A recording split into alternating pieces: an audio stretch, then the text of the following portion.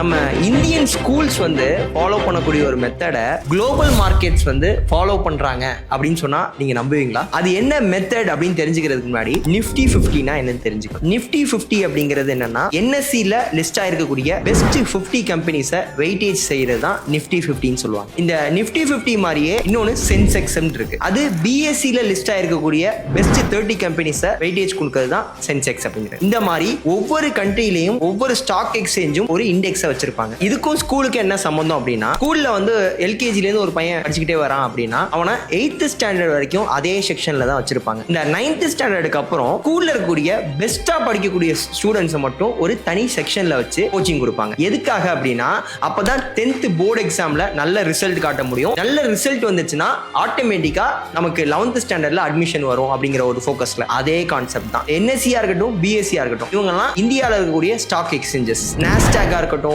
இல்ல டவ் ஜோன்ஸா இருக்கட்டும், இவங்கலாம் யூஎஸ்ல இருக்கக்கூடிய ஸ்டாக் எக்ஸ்சேஞ்ச். இந்த மாதிரி ஒவ்வொரு கண்ட்ரிலையும் பாத்தீங்கன்னா ஒவ்வொரு ஸ்டாக் எக்ஸ்சேஞ்ச் இருப்பாங்க.